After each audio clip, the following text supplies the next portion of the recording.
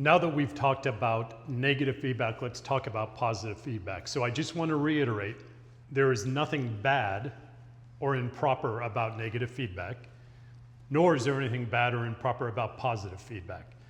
The big difference of positive feedback and negative feedback is negative feedback reverses the direction of the original stimulus, whereas positive feedback is going to amplify the direction of the original stimulus. So a popular example that we tend to use within human physiology are uterine contractions in childbirth. So let's take a look at this. So in this image right here, we have the uterus, and the muscle of the uterus is known as the myometrium. So this oval shaped structure around the fetus is the uterus, which contains the myometrium, which is the muscle of the uterus. Right here is the cervix.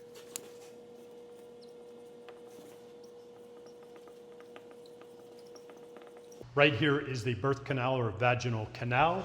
Additionally, here we have a gland that is suspended from the hypothalamus in the brain, known as the pituitary gland.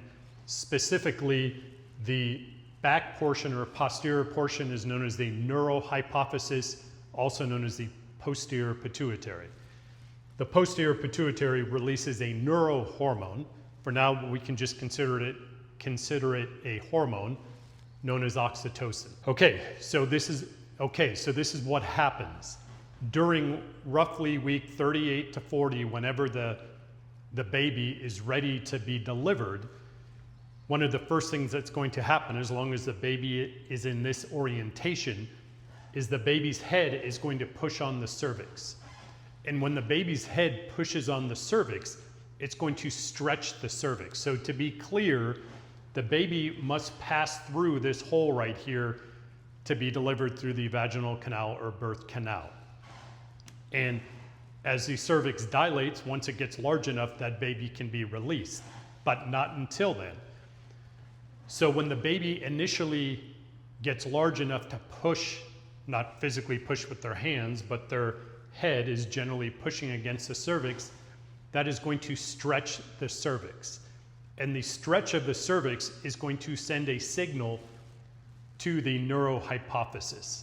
So that signal is going to go all the way from the cervix, all the way up to the brain, specifically to the neurohypophysis. That will stimulate the release of oxytocin from the neurohypophysis directly into the bloodstream.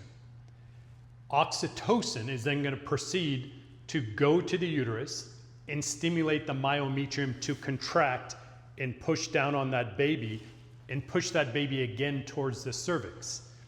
That push of the baby towards the cervix is going to stretch the cervix even more and send another signal up to the posterior pituitary, also known as the neurohypophysis, releasing more oxytocin. That oxytocin once again goes back to the uterus, facilitating contraction of the myometrium, pushing the baby again towards the cervix, stretching the cervix even more, sending another signal back to the neurohypophysis, releasing more oxytocin, contraction of the myometrium, squeezing on that baby, pushing on that cervix again. And this goes on and on and on. This is positive feedback because the original stimulus, the stretch of the cervix, continues, it gets stronger, it gets closer together. So anyone that's had childbirth or observed childbirth or been involved in it in any way, shape, or form understands that these uterine contractions get stronger and they get closer together, and that's due to this positive feedback. Once again, negative feedback aims to counteract whatever original stimulus there is, where in positive feedback, it's going to amplify that stimulus. In this case, it's going to amplify the stretch in the cervix. And this does not stop unless nothing is pushing on the cervix anymore, which means it doesn't stop until childbirth, until this baby has been delivered through the vaginal canal.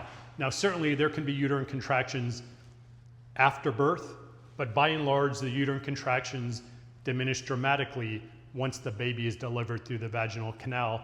and the baby is no longer pushing on the cervix and causing the cervix to stretch. This is a classic example of positive feedback. Another great example of positive feedback is what is happening during blood clotting. Now, blood clotting occurs when there's some sort of hemorrhage in the body.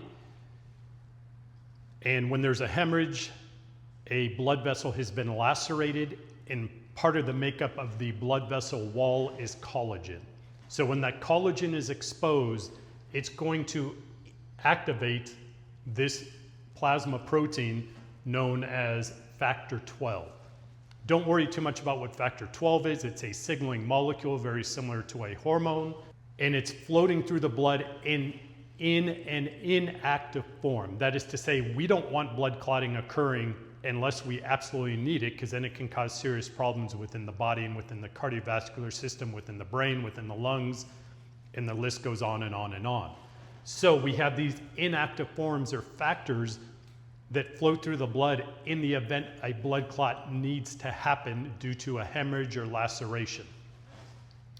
So inactive factor 12 is converted to active factor 12 when collagen is exposed to a lacerated vessel wall. Active factor 12 is going to convert inactive factor 11 to active factor 11. And this is a whole cascade of events, and I'm simplifying this dramatically, but eventually this active factor 11 is going to be converted to this protein known as thrombin.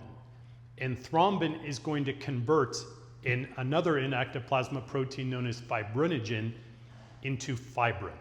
I have fibrinogen in lowercase letter and fibrin in an uppercase F to show that this is inactive. That is to say, fibrinogen is inactive until it encounters thrombin, and thrombin converts fibrinogen into fibrin, and fibrin is a major player in creating the clot to stop any sort of hemorrhage. How is this positive feedback? Well, the creation of thrombin, in addition to converting fibrinogen into fibrin, feeds back to this spot right here, and thrombin positively influences the conversion of inactive factor 11 into the active factor 11. That is the same thing active factor 12 is doing. So the more thrombin we have, the more active factor 11 we have. This keeps feeding back in this positive feedback loop where we get more thrombin created. And if we have more thrombin, then we have more fibrinogen converted to fibrin, and we can ensure the formation of a clot to stop any sort of hemorrhage. That's another beautiful example of positive feedback. Another example of positive feedback is what happens in a nerve cell. So what I have drawn here is a neuron, otherwise known as a nerve cell. This is a great example of a cell that is not circular like I tend to draw cells. So please understand, when I draw cells circular on the board, that is just suggesting my lack of imagination. But the body and the universe and nature actually has much more imagination than I, and creates cells with all sorts of different morphologies and shapes. And this is basically what a neuron looks like. Probably not super accurate, but for our purposes, this will do. And don't worry about all the parts of the neuron at this point, because we'll talk about that in detail when we get to the nervous system. But this part right here is known as the axon. This elongated structure within a neuron is an axon. And depolarization events spread down the axon, in this case from left to right, from what's known as the cell body to the axon terminals. So depolarization proceeds through here due to sodium influx, specifically sodium influx into the axon. And the sodium influx into the axon is going to open up a bunch of voltage-gated sodium channels. Don't worry about the details of that, but please understand, when voltage-gated sodium channels open, and these are voltage-gated sodium channels, more sodium is going to enter this cell, specifically at the axon. that's going to open up more voltage-gated sodium channels, and more sodium is going to enter the axon, allowing for the propagation or the transmission of this electrical impulse along the axon. And this is all the result of the positive feedback. Sodium comes in and ultimately results in more and more and more sodium coming in.